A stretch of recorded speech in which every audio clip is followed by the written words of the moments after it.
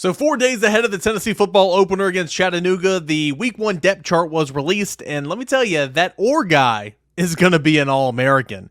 The facts and fiction of Tennessee's depth chart and your questions here on a Tuesday, Locked On Vols.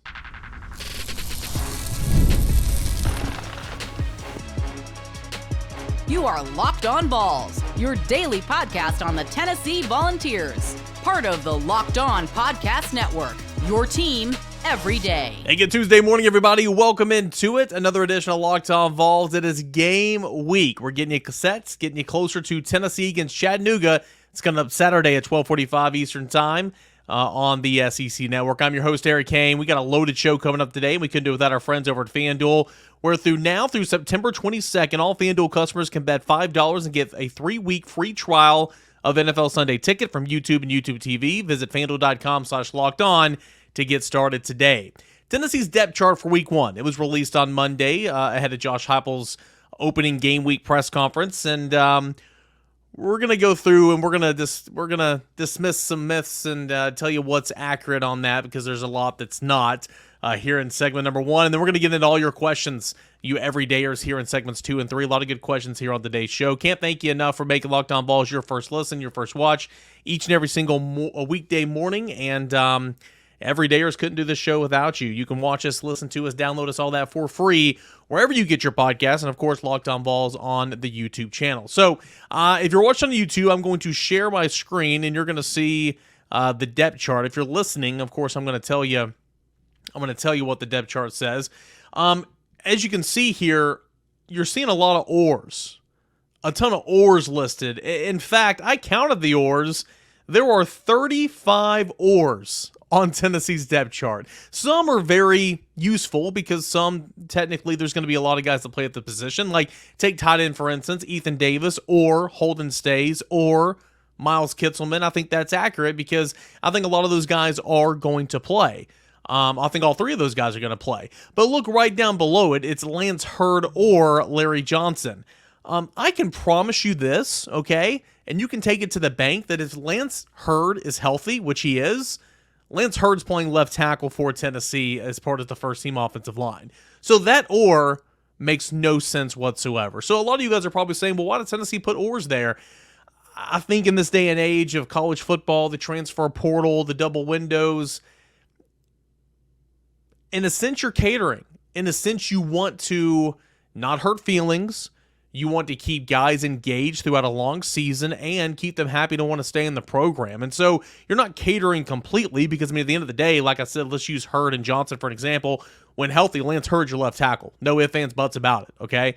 But you want to keep Larry Johnson engaged and ready to roll in case he's needed. And obviously you want to keep him in the program because he might be playing next year.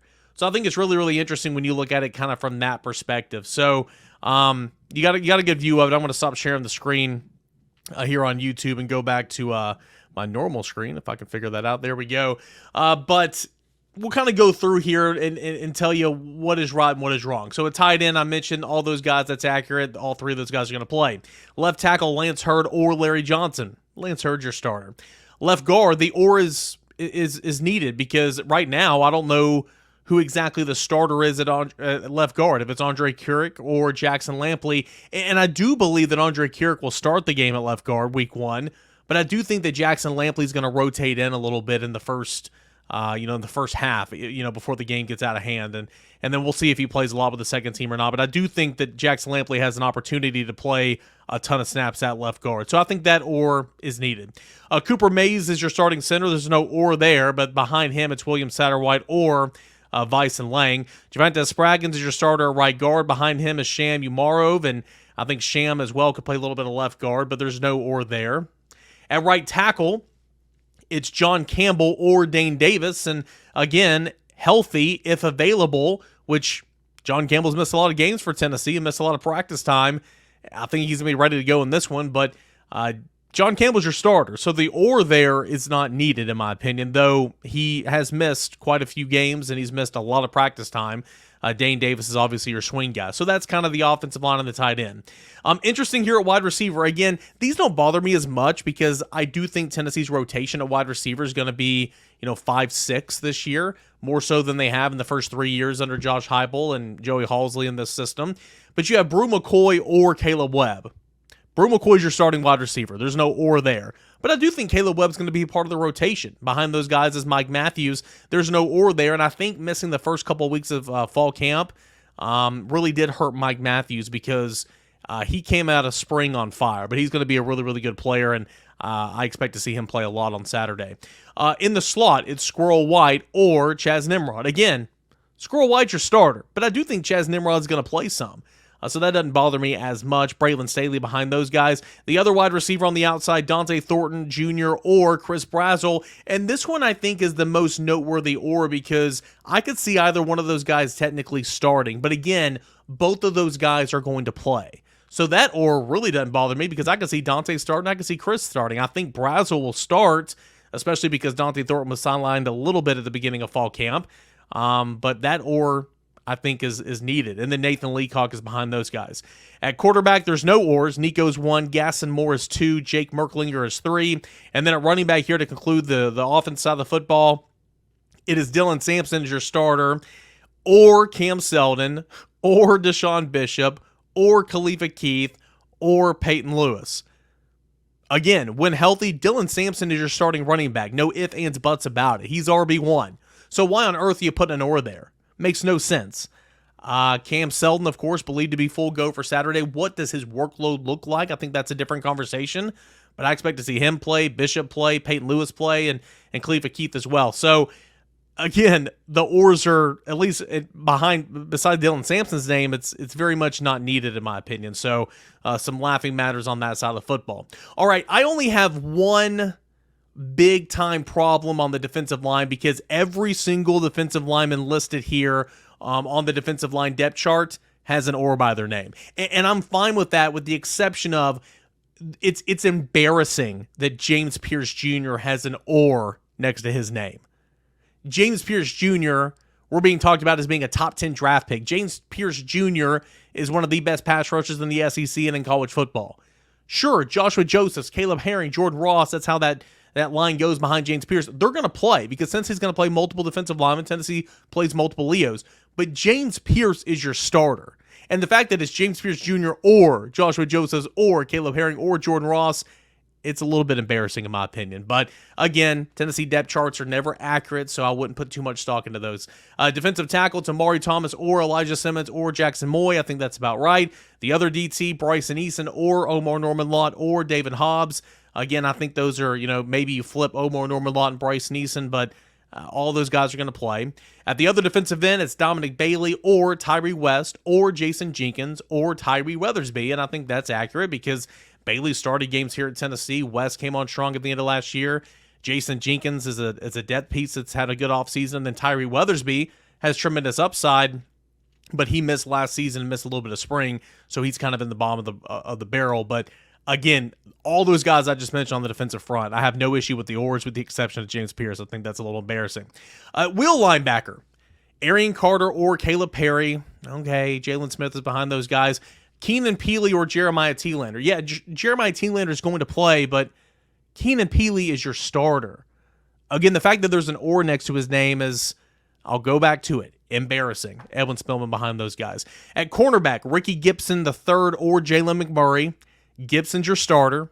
Caleb Beasley's behind those guys. The other cornerback, Jamal McCoy or Jordan Matthews. Again, Jamal McCoy is your starter. No need for an or there. William Wright behind those guys. At star, the or is very valid because it's going to be Christian Harrison or Boo Carter. I think Harrison will start snap one, but I think Carter will play 50% of the snaps that, the ones would be out there, if you will. Safeties, Andre Turrentine or Jacoby Thomas. And then John Slaughter's behind those guys. Here's something interesting here. Andre Turrentine's going to be your starter, okay? So he's not really competing with anybody else. The other safeties where we kind of had questions, Will Brooks or Jacoby Thomas or John Slaughter. According to this depth chart, it's Will Brooks or Christian Charles. And there's been a little bit of talk lately that maybe Christian Charles, a healthy Christian Charles, playing in position, is kind of bypassed John Slaughter right now. And so this depth chart would lead me to believe that's the case, but I'm also still surprised. I thought it would be Will Brooks or Jacoby Thomas, and then Christian Charles will be behind Andre Turrentine, not the other way around. So I'm intrigued to see what that safety rotation looks like, because they better have a rotation here to begin the season. You need it in the worst way. At specialist, Max Gilbert or Josh Tuberville to be your place kicker. Max Gilbert's going to be your kicker. Jackson Ross is your JT Carver's behind those guys. Jackson Ross is going to be your punter. Your kickoff man is going to be Josh Tuberville. Your long snapper, again, this is silly, Matthew Solansky or Bennett Brady. Matthew Solansky's been your starting long snapper for 4 years. He will be your starting long snapper in 2024. Your holders, Jackson Ross. Your kick returners, Cameron Seldon or Deshaun Bishop. They don't return a whole lot of kicks here, but there is an or there. Then your punt returners, Squirrel White or Jermon McCoy or Boo Carter. I'm interested to see who's going to be returning punts. I do think that it will be Squirrel White, but I'll be interested to see if it's anybody else outside of Squirrel White. So, again, that is your depth chart that was released here ahead of week number 1. 35 oars. Orr is going to be an All-American this year. That Orr guy is a stud. But a lot of these oars, I mean, you could cut the oars.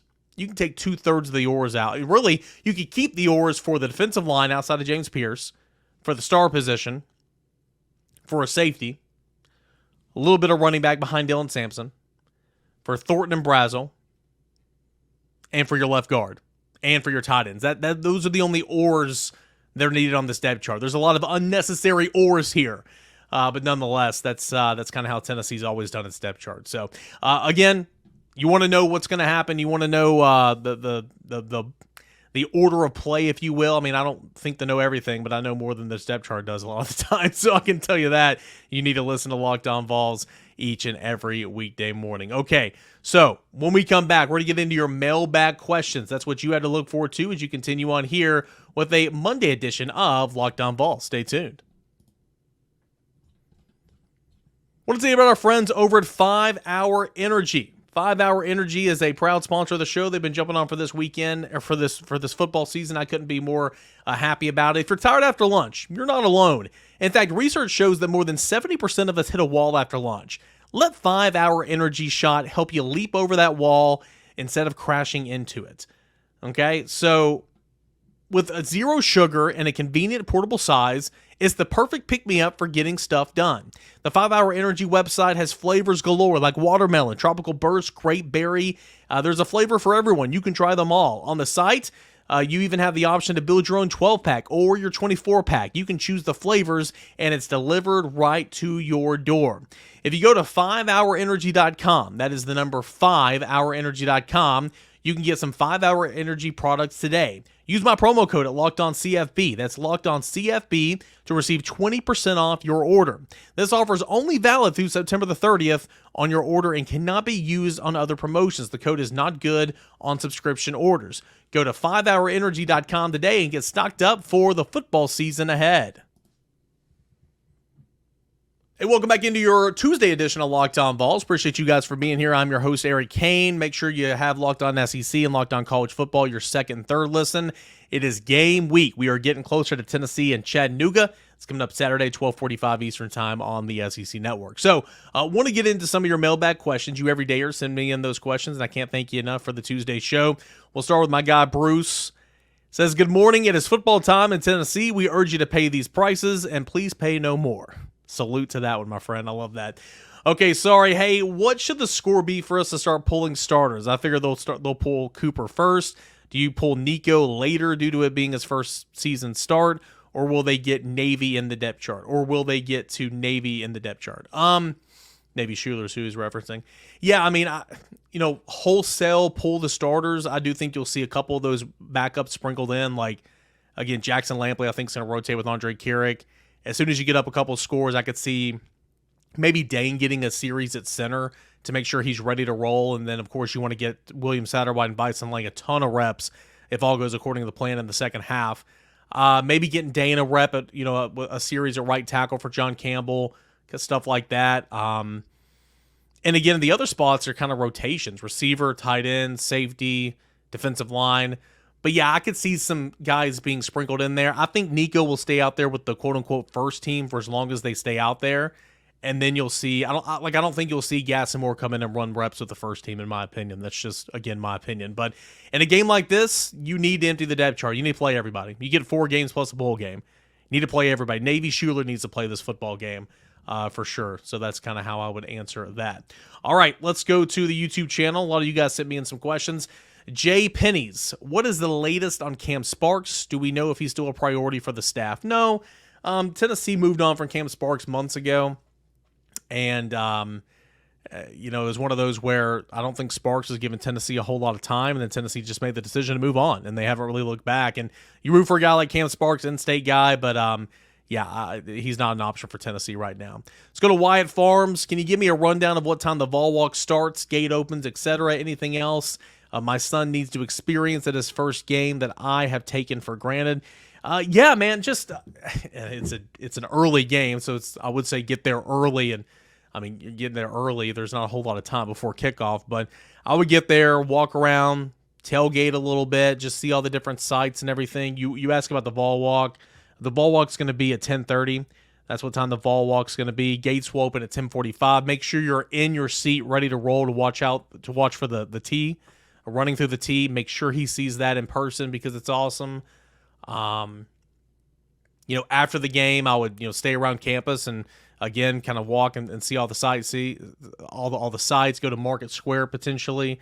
There's nothing like a Saturday morning during football season. So it will literally be Saturday morning because the game is so early. Hope you guys have a great time. Let's go to Backwoods, Tennessee. Appreciate you always watching, my man. Do you think there's a chance we have 2 Vols that register double-digit sacks this year? There's a chance. I'll say it's very unlikely just because that's hard to do. James Pierce had 10.5 sacks last year, and the next closest was Tyler Barron at 6.5.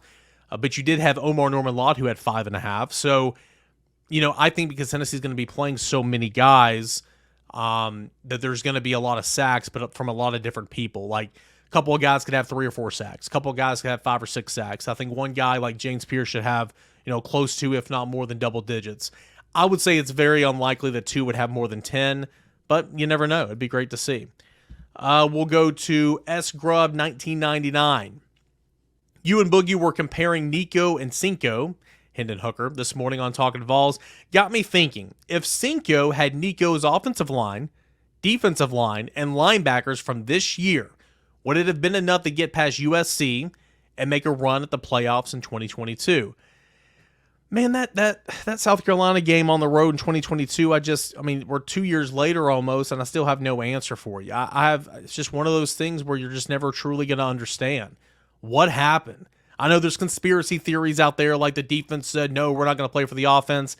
That did not happen. I can tell you that 100% sure. Nobody's going out there intentionally trying to tank a game. Too much pride's on the line, not only for your teammates, for your school, but for yourself. You don't want to look like an idiot out there.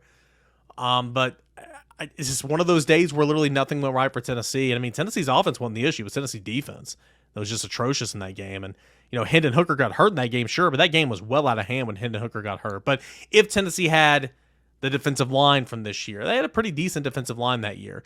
Linebackers from this year, I think the linebackers going to be much better. And then the offensive line for 2022 was solid, right? You had a healthy Cooper, Javonte Spraggins, who's still here, Darnell Wright, who was a top 10 pick.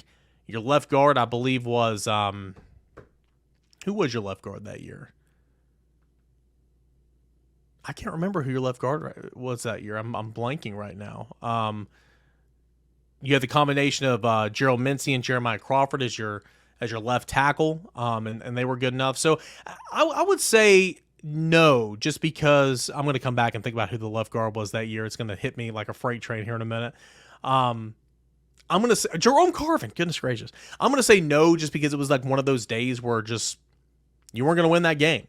The football gods weren't going to let you win that game because you were so much better. You were a 17.5 favorite in that game. Your offense wasn't the issue. You just couldn't stop you couldn't stop anything defensively that game. And I don't think that better linebacker play would have made up that big of a difference in a game like that. So I'll say no. But man, we need to flush that South Carolina game. It was so bad. Moving on, let's go to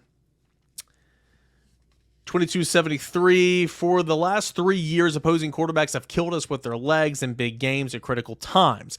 I'm not so sure it's players as I am scheme. Seems like they're for them. It seems like they're there for them if they really want it. What do you think? I think mobile quarterbacks were much more of an issue in 2021 than they were in 2022. Brady Cook got Tennessee a little bit in 2022, but you remember tons of guys got Tennessee in 2021, big time. Now, that was a real issue. Last year, it wasn't that big of a deal, I didn't think, unless I'm just completely blanking on somebody. Brady Cook didn't kill you with his legs. That wasn't the issue in that game. Carson Beck didn't kill you with his legs. That wasn't the issue in that game. I mean, Milroe ran a little bit. And then Graham Mertz didn't kill you with his legs. So I think Tennessee's done better in that regard. Every defensive scheme and play call, there's a quarterback player, right? There's not a spy and everything, but when a quarterback breaks contain and evades the pockets, a linebacker comes down or a star player comes down, and then the whole defense rolls to that side of the field. You practice that. You practice that all the time in practice. So I just think Tennessee's got to, be mindful, especially on third, on critical downs like third down or fourth and short or something. Always be mindful. And a lot of times in that situation, you'll have a spy on the quarterback anyway if he's been burning you a little bit. So I think it's more or less the players just got to go make a play. David says, am I the only one wishing that Joshua Joseph hadn't said on camera what we've all been thinking? I can't imagine how much play that clip's going to get at Georgia, Bama, Kentucky, Florida, Oklahoma, and NC State. Of course, if you're unfamiliar, it was a start of fall camp, and Joshua Joseph was like, they're not going to block anybody. You got me, you got James, you got Caleb, you got Dom. I mean, he went on and on and on and on. And I can promise you this, Tennessee's sports information department was not a big fan of that, and I doubt we're going to hear from Joshua Josephs again. I'm sure if Rodney got wind of that, he would not have liked that as well. But I kind of like it. I mean, I know where you're coming from, David, for sure, because, I mean, that is bulletin board. That is the definition of bulletin board material. I kind of like it, though, because I think he's right, and that's just me. Maybe I'm going to be completely wrong, but Tennessee is positioned to have a really, really, really good defensive front. And I know some Florida State fans are turning on their hashtag mods at their respective websites because they told them all off season about how good they were going to be and everything. And I guess, in this industry, we're all just kind of setting yourselves up for that failure when angry fans are upset if they lose a game. But I kind of liked it, to be honest, because I think Tennessee's defensive line is going to be great. Last one for this segment, we'll go to Jacob. Who all are the seniors / out of eligibility at the end of this year? Good question. Man, I had the depth chart pulled up, and I took it down. I'm going to do it in real time. Bear with me. I'll just kind of run through the depth chart. I mean, obviously, there's guys who are not listed on the depth chart, but I'm just going to run through the depth chart real quick. At tight end, Miles Kitselman's out of eligibility after this year. At left tackle, both those guys can come back. At left guard, I believe Andre Carrick. Andre Carrick can come back. Jackson Lampley's out of eligibility after this year. Cooper's out of eligibility at center. Spraggins is out of eligibility at right guard. Campbell and Dane Davis are both out of eligibility at right tackle. So a lot on the offensive line. At wide receiver, Brew McCoy is out. I believe that's it. I think Dante Thornton technically has another year if he wants it. At quarterback, they're all coming back. Oh, excuse me. Gaston Moore is out of eligibility after this year. Running back, they're all coming back. Defensive line, all the Leos could technically come back, but James Pierce go to the NFL. On the defensive front, Amari Thomas, Elijah Simmons, Omar Norman Lott, all those guys are out of eligibility, I do believe. I believe Bryson Easton's a redshirt senior, so I think he's out of eligibility as well. I'll double check on him because I thought maybe he had a COVID year left remaining, but Dominic Bailey's out of eligibility. Keenan Peely's out of eligibility at linebacker. William Wright at cornerback should be out of eligibility. Will Brooks should be out of eligibility at safety. And I think that's it. So a lot in the trenches for sure. No doubt about that. Hey, we'll get into more of your questions, your comments, and your concerns when we come back here on a Tuesday edition of Locked On Vols. Stay tuned. Hey, Locked On Vols fans, I want to take a moment to give you a heads up on a brand new mobile game that I think that you're going to love as much as I do. That is the Ultimate College Football HC. It's an amazing game and simulation that you get to step into the shoes of a head coach and lead your college football program to glory. Can you imagine being the head coach of the Tennessee Volunteers. From recruiting players, hiring coaching staff, overseeing training camps, handling scholarships, you control every crucial detail of the program. It's all in your hands. How are you going to handle all that pressure? And here's what I really love about this game. You're responsible for calling offensive plays during the games. Your strategy will not only determine the success of your football season, but are going to shape the future of your program. Ultimate College Football HC is completely free, has no ads, 100% playable offline. You can play on the go as you want, where you want. And of course, got a special offer here on Locked On Vols. Use the promo code LOCKEDONCFB, all caps, inside the game store to receive a free boost to your program. Make sure to take advantage of this perk as it will get your team off to a strong start. To download the game, visit ultimate-cfb.com. That is ultimate-cfb.com, or look it up in the App Store. Ultimate College Football HC. Begin your legacy today. All right, we got a final segment left here of this Tuesday edition of Locked On Vols, getting into your mailbag questions. Big shout out to you everydayers for making this possible. Let's go to Miller 2.0. Haven't heard much talk about special teams. Who will primarily be returning punts and kickoffs? Well, I think punt return is going to be Squirrel White, but it was also mentioned that potentially Boo Carter and who was the other one in there? Jermon McCoy, actually, yeah, could potentially return punts as well. I expect Squirrel White to be out there. And then kickoff return, Cam Selden and Deshaun Bishop were listed. So I think there's a number of guys that can do returns, and we'll just have to see. But they primarily fair catch kickoff returns. Let's go to Jared. What's the least likely and most likely happen this Saturday? 1, Tennessee records 4+ sacks, 2+ from James Pierce alone. Number 2, Nico throws for 3 tutties. Number 3, 250+ yards in the run game. Number 4, someone gets hurt and their season is over. Oh. Number 5, Nico throws an interception, and 6 falls by Fitty. Okay, what's the least likely thing to happen? The least likely, I would say,